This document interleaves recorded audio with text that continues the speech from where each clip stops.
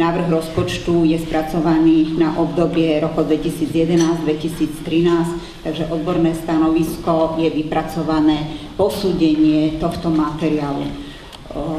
Tento materiál zhodnotil pripravovaný materiál, ktorý bude následný v rámci schvaľovacieho konania.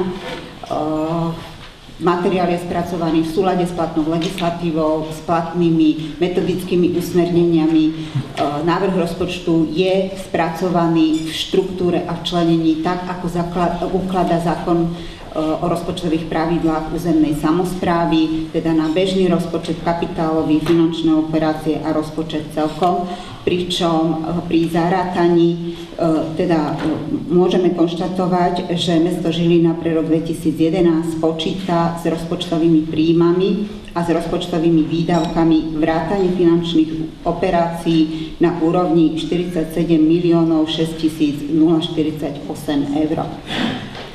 Tento materiál taktiež je v ňom spracovaný historický vývoj naplňania rozpočtu od roku 2009 do roku 2011, tak aby ste si urobili prehľad, ako sa vyvíjal rozpočet v časoch minulých.